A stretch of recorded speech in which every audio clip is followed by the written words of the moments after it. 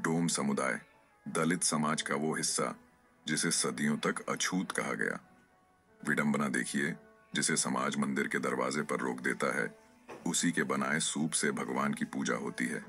यही है भारत का सबसे बड़ा विरोधाभास और शायद सबसे गहरी सच्चाई भी। छठ पूजा का इतिहास किसी धर्म ग्रंथ में नहीं लिखा गया। ये परंपरा लोक समाज की रगों से निकली है, जहां श्रम ही भक्ति है। समाज शास्त्री डॉ S.N. झा लिखते हैं, छठ कर्म कांड नहीं, लोक कर्म है। इसमें श्रमिक वर्ग की संस्कृति जीवित रहती है। छठ के सबसे पवित्र प्रतीक सूप और डाला, डोम, मुसहर, पासवान जैसे समुदाय बनाते हैं।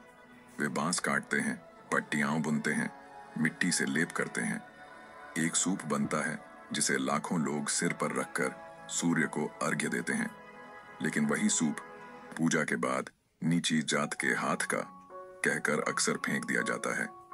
वो वस्तु जो सूर्य की आराधना का माध्यम बनी, समाज के लिए छूने लायक नहीं रही। यह सिर्फ धार्मिक विरोधाभास नहीं, यह सामाजिक दोहरापन है। छठ पूजा अनोखी है।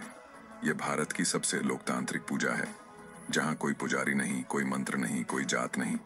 यह पूजा किसी मंदिर के भीतर नहीं, बल्कि खुले आकाश और नदी के किनारे होती है। सूर्य सबका है, अमीर का भी, गरीब का भी, ब्राह्मण का भी, डोम का भी।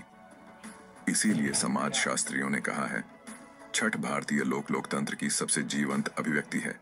यह पूजा कहती है, जो कर्म करता है वही पवित्र है। यह अंधभक्ति नहीं, बल्कि आत्मसम्मान का संस्कार है।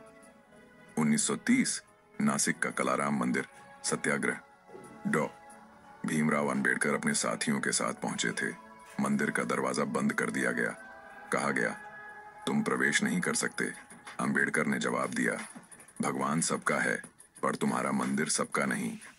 अब सोचिए, छठ में कोई दरवाजा नहीं, कोई पंडित नहीं, कोई रोक नहीं।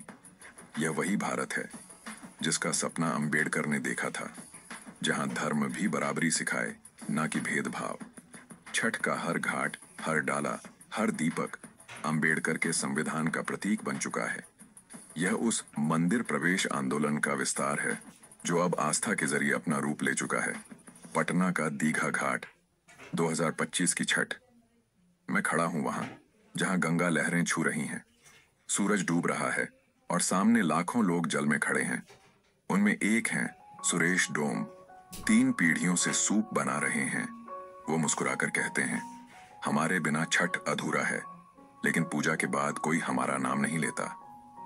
2024 में बिहार सरकार ने लोक कारीगर सहायता योजना शुरू की, ताकि डोम और मुसहर समुदाय को आर्थिक मदद मिले।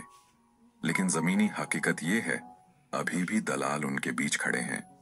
सूप Rs80 में बिकता है, कारीगर को मिलता है सिर्फ Rs120।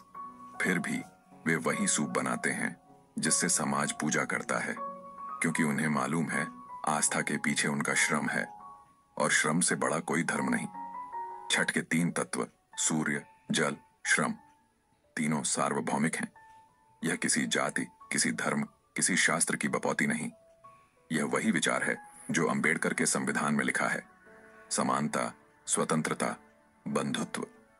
छठ में सभी वर्ग के लोग एक ही सूर्य को प्रणाम करते हैं। कोई ऊंच नीच नहीं, कोई मध्यस्थ नहीं। यह लोक पूजा है और यही इसे ब्राह्मणवाद के विपरीत बनाती है। तो इस बार जब आप घाट पर जाएं और अर्घ्य दें, एक पल ठहरिए, उस सूप को देखिए जिसे आप सिर पर रखते हैं।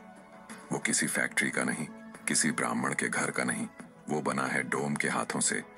वो हाथ जिन्हें समाज ने सदियों तक अपवित्र कहा, पर आज वही हाथ भगवान तक पहुंचने का पुल बन गए हैं।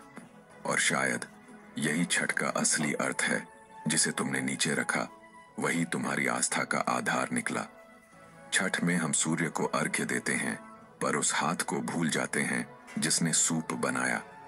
वो हाथ ही अंबेडकर के विचार हैं। श्रम ही धर्म है। अगर आप भी मानते हैं कि हर पूजा बराबरी की होनी चाहिए, तो अंबेडकर की आवाज को सब्सक्राइब कीजिए। जय भीम, जय छठ।